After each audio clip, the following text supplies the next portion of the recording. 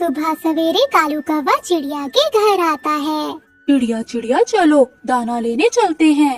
रुको कौवे, पहले मैं अपनी बेटी को नाश्ता दे दूं, तब तक तुम जाकर बाहर पेड़ पर बैठो। कालू कौवा बाहर जाकर पेड़ पर बैठ जाता है। रानू चिड़िया अपनी बेटी को नाश्ता देती है।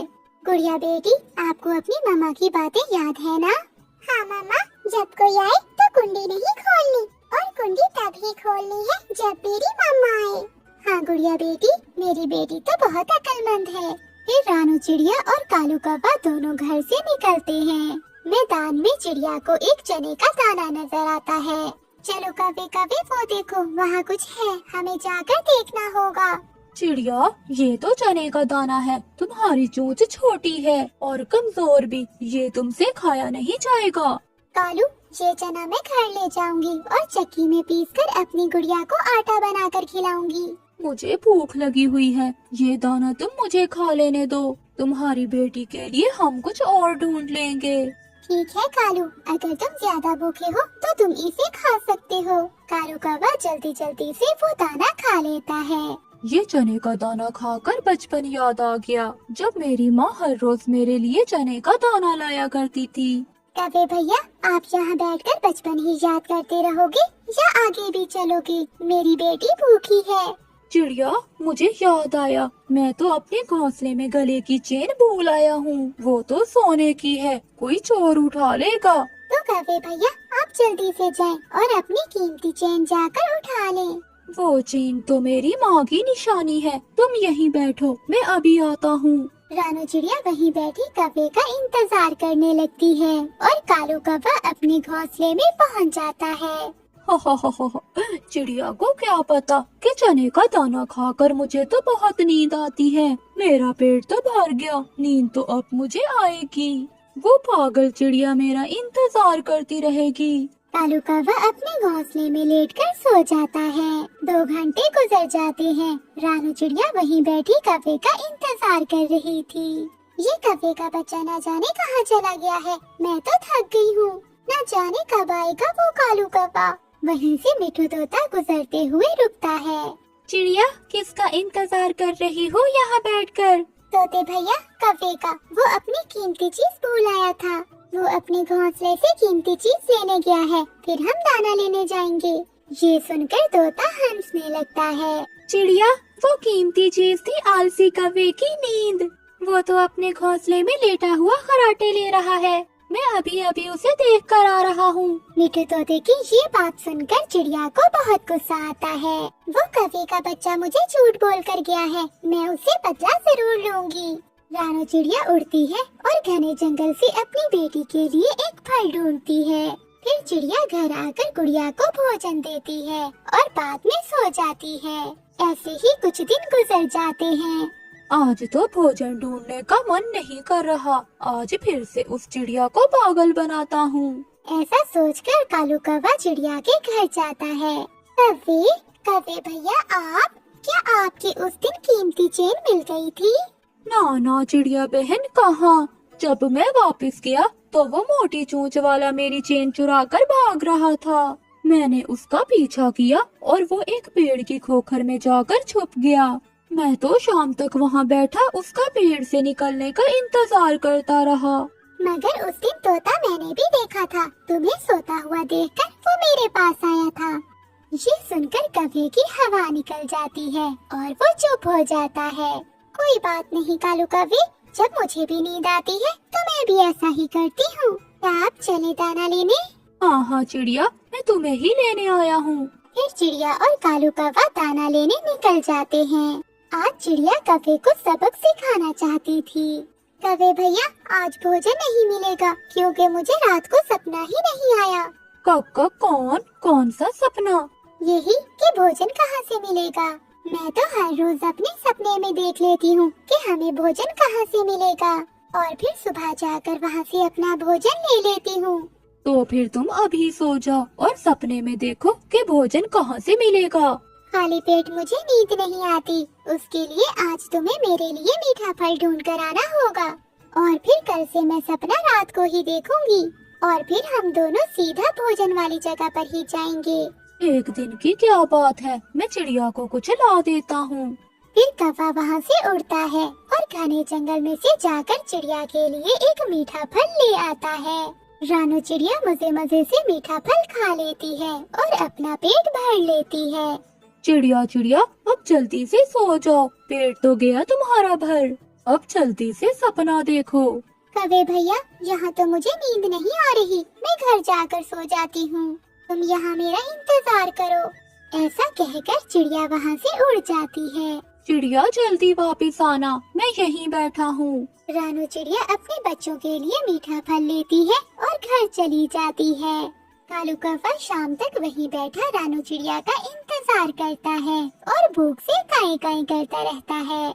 मेरे अंडों से आज या कल बच्चे निकल आएंगे। भोजन तो मैंने बहुत जमा कर लिया है, अब काफी दिन मेरे इस भोजन से निकल जाएंगे। ऐसे में अपने छोटे बच्चों का बहुत अच्छे से ध्यान रख पाऊंगी। उसी जंगल में एक कालू कौवा भी रहता था। वो बहुत दुष्ट कौवा था। वो तो छोटे पक्षियों की तलाश में रहता था, क्योंकि उसे छोटे पक्षियों का मांस बहुत पसंद था। ऐसे ही एक दिन कालू कौवे की नजर चिड़िया के घोंसले पर पड़ती है। अरे वाह, चिड़िया के अंडे, वो भी 3-3। इनमें से तो 3-3 छोटे पक्षी निकलेंगे। बड़ा मजा आएगा उन छोटे छोटे पक्षियों को खाने का। फिर कालू कौवा हर समय चिड़िया के घोंसले के पास ही रहता और चुप कर देखता रहता कि कब चिड़िया के अंडों से बच्चे निकले और वो उन्हें खाए। और फिर एक दिन चिड़िया के अंडे फूट जाते हैं। उनमें से 3 बच्चे निकलते हैं, जिनमें से 2 लड़के और 1 लड़की थी। कहीं मेरे बच्चों को मेरी नजर न लग जाए। कितने सुंदर है मेरे बच्चे। ये देखो बच्चों, आपकी मम्मा ने आपके लिए कितना भोजन जमा कर रखा है। कालू कौवा भी ये सब सुन रहा था। ये चिड़िया तो बहुत चालाक है, इसने तो ढेर सारा भोजन जमा कर रखा है। अब ये चिड़िया दिन रात घोंसले में ही रहेगी। मगर कोई बात नहीं, चिड़िया मुझे भी कालू कहते हैं। मैं तुमसे इस बात का बदला जरूर लूंगा। ऐसे ही कुछ दिन गुजर जाते हैं। चिड़िया के बच्चों के पंख भी निकल आए थे, लेकिन वो अभी उड़ नहीं सकते थे। अब चिड़िया के पास जमा किया हुआ भोजन भी खत्म हो गया था। मेरे प्यारे बच्चों, अब मुझे भोजन की खोज में जाना होगा। मैं आपको भी साथ ले जाती, मगर आप अभी बहुत छोटे हो और आप उड़ नहीं सकते। आपने कोई शरारत नहीं करनी, मैं थोड़ी ही देर में वापस आ जाऊंगी। फिर रानू चिड़िया भोजन की खोज में चली जाती है। कालू कौवा तो इसी लम्हे के इंतजार में था। वो चिड़िया के जाते ही घोंसले में आता है और चिड़िया के बच्चों को उठाकर ले जाता है। थोड़ी देर बाद जब चिड़िया आती है तो उसके बच्चे घोंसले में थे ही नहीं, तो वो देखकर रोने लग जाती है। मेरे बच्चे कहाँ गए? क्या कोई खा तो नहीं क्या मेरे बच्चों को? मैं क्यों अपने बच्चों को अकेला छोड़कर चली गई? फिर दुष्ट कौवा भी वहाँ आ जाता है। चिड़िया, तुम्हारे बच्चे मेरे कब्जे में हैं। दुष्ट कौवे, तुमने मेरे बच्चे क्यों उठाए हैं? जल्दी से मुझे मेरे बच्चे वापस कर दो, नहीं तो मुझसे बुरा कोई नहीं होगा। चिड़िया, तुमसे बुरा तो मैं हूँ। अगर तुमने अब चूं चां की तो तुम्हारे बच्चों को जान से मार दूंगा। तुम्हारे बच्चे मेरे पास सुरक्षित हैं और तब तक सुरक्षित रहेंगे जब तक तुम मुझे भोजन लाकर देती रहोगी। कौवे, ये तुम क्या कह रहे हो? मैंने कोई इतनी मुश्किल बात तो नहीं की जो तुम्हें समझ न आए। सीधी और साफ बात की है मैंने। अगर अपने बच्चों की जान बचानी है तो जैसा मैंने कहा है वैसा ही करो। कृपया करके आप मेरे बच्चों को कुछ न कहना। आप जैसा कहोगे मैं वैसा ही करूँगी। मुझे हर रोज भोजन चाहिए, इसी जगह आकर मैं ले जाया करूँगा। चिड़िया बेचारी बेबस होकर कौवे की बात मान लेती है। रानू चिड़िया हर रोज कालू कौवे के लिए ढेर सारा भोजन लेकर जाती और कालू कौवा आकर उससे सारा भोजन ले जाता। अब तो चिड़िया की ममता बहुत तड़प रही थी। काफी दिन हो गए थे उसने अपने बच्चों को अभी तक ना देखा था। और फिर एक दिन वो कौवे से कहती है, कौवे, मुझ पर दया करो, मेरे बच्चे मुझे लौटा दो, मैं फिर भी तुम्हें भोजन दिया करूँगी। अगर फिर ऐसी बात की तो फौरन जाकर तुम्हारे बच्चे मार दूंगा।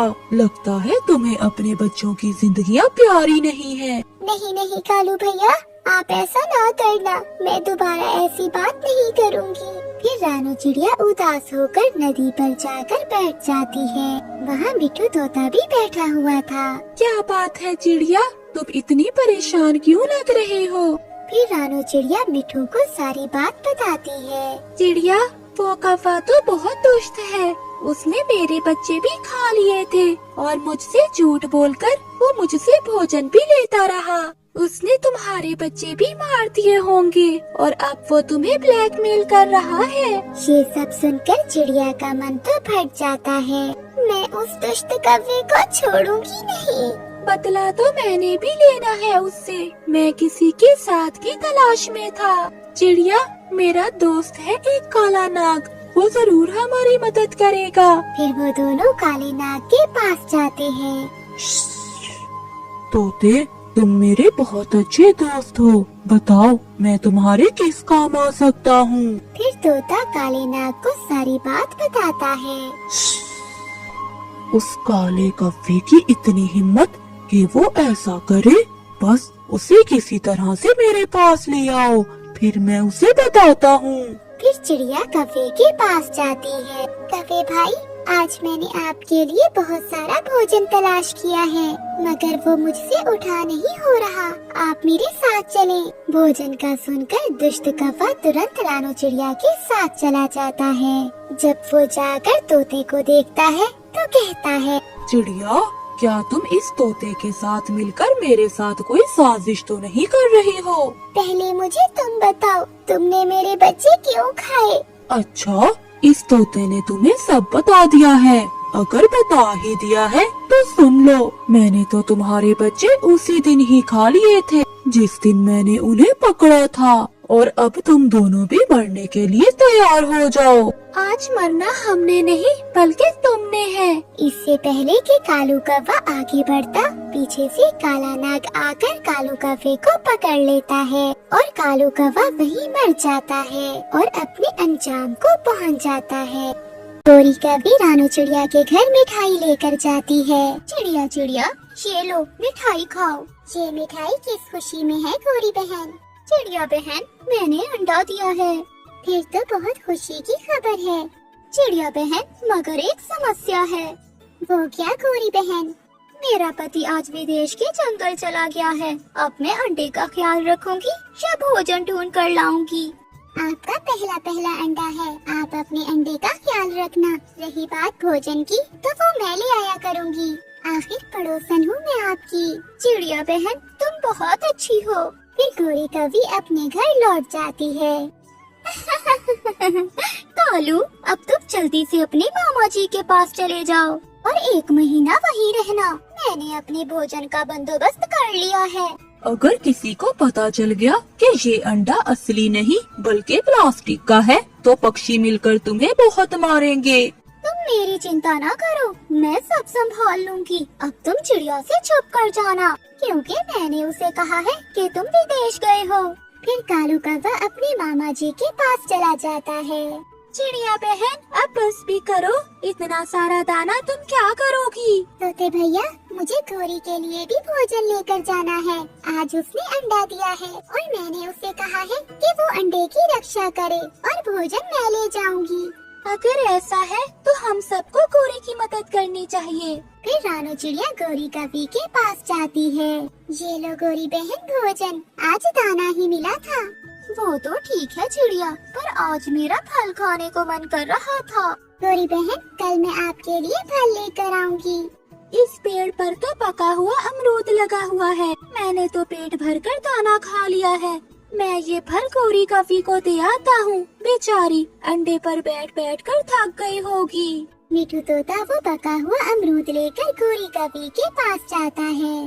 गोरी, तुम सोई हुई हो, अपने अंडे पर बैठो, वरना तुम्हारा अंडा खराब हो जाएगा।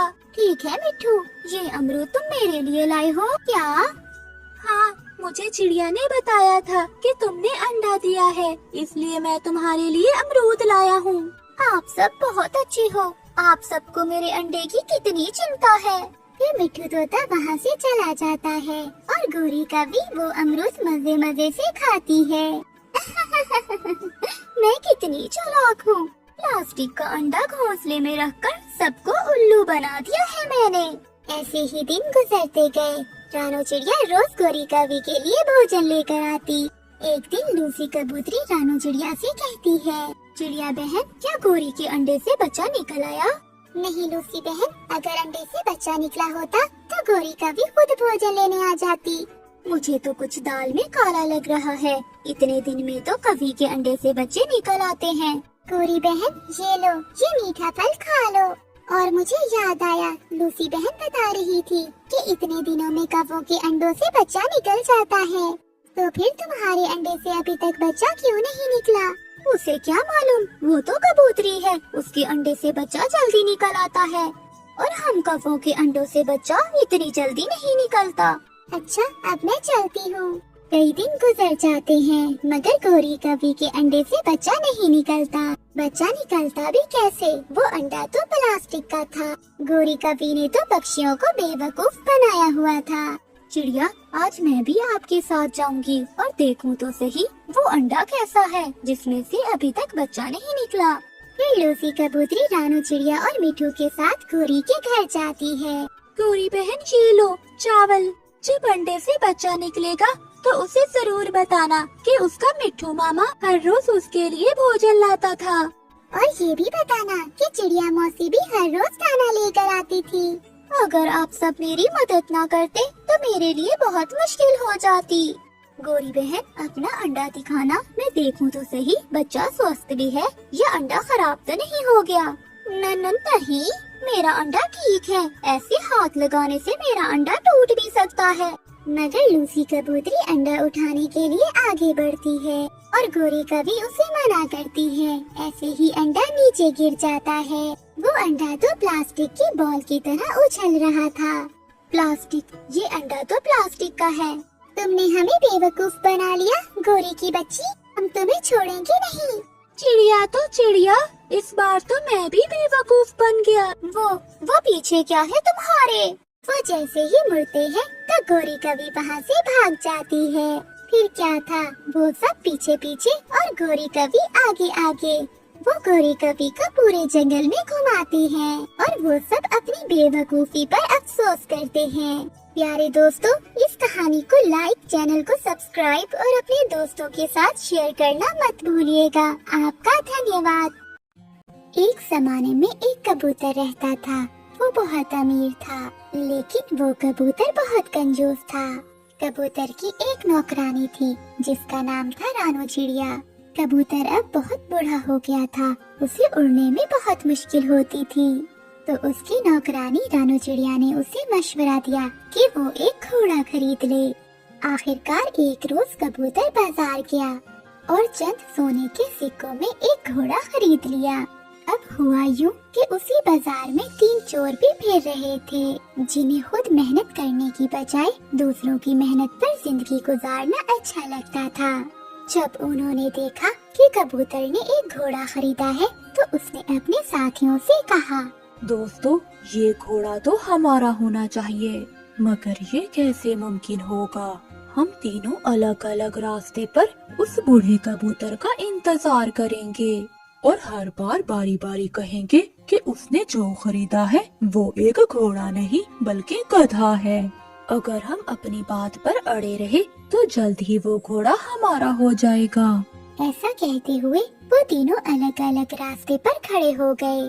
जब कबूतर अपने घर की जानिब बढ़ने लगा तो सबसे पहले चील ने उसे कहा, कबूतर कैसे हो आप? चील, मैं बिल्कुल ठीक हूँ। अच्छा कबूतर, तुम कहाँ से आ रहे हो? मैं बाजार से आ रहा हूँ। अच्छा, तो क्या खरीदा आपने? ये घोड़ा जिस पर मैं बैठा हूँ। ये आप कैसा मजाक कर रहे हैं? मुझे तो लगता है आपने एक घोड़ा नहीं गधा खरीदा है। क्या गधा? ये कैसी बात कर रहे हो?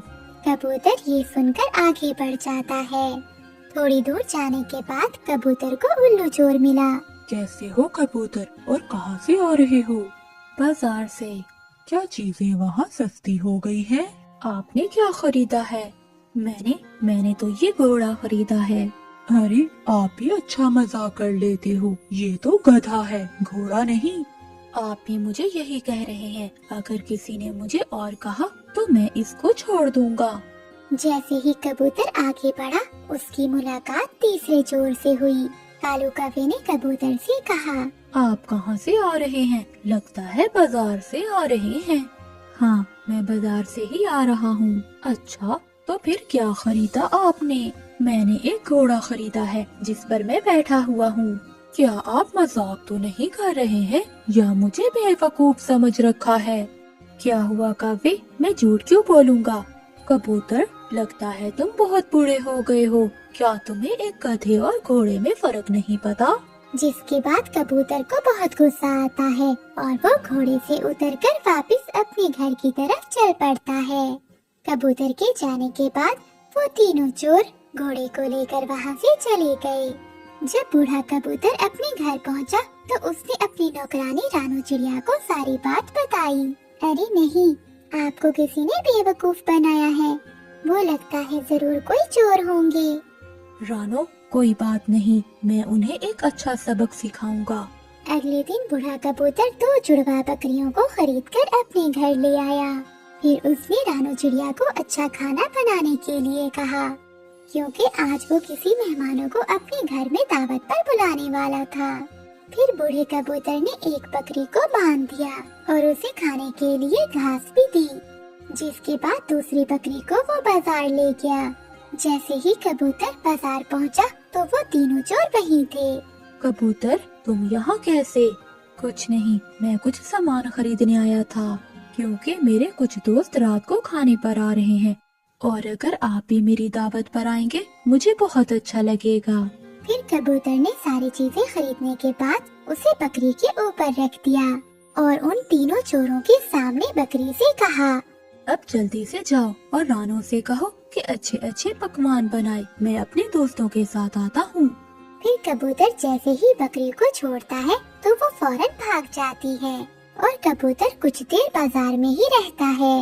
और शाम होते ही वो कबूतर के घर पहुँचे। कबूतर के घर उन तीनों चोरों ने देखा कि उनकी बकरी तो वहीं बंधी हुई है।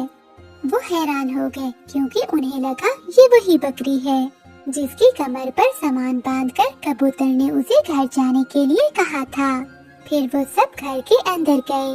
रानू, तुमने वो सब बनाया है ना जो मैंने बकरी से कहा था?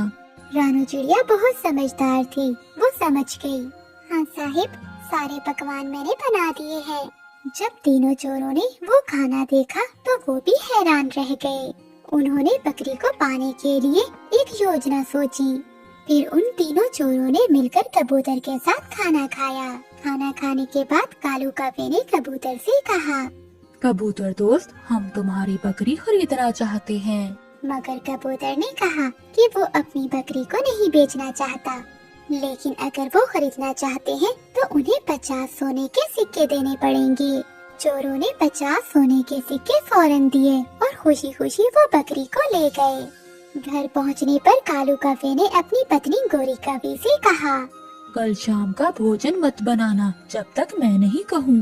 अगले दिन उन तीनों चोरों ने बाजार से सामान लिया और उसे बकरी की पीठ पर रख दिया और बकरी से कहा कि वो उनके घर जाकर बता दे कि क्या क्या बनाना है। जैसे ही उन्होंने बकरी को छोड़ा तो वो वहाँ से भाग पड़ी। शाम के समय जब वो तीनों अपने घर गए और अपनी पत्नी को खाना देने के लिए कहा, अरे तुम सब पागल हो क्या? अरे तुम्हें किसने कहा कि बकरी बातें कर सकती है? तुम तीनों के साथ वही हुआ है जो तुम दूसरों के साथ करते थे। तुम्हें ये सब उसी का नतीजा मिला है। इसी को कहते हैं जैसे को तैसा।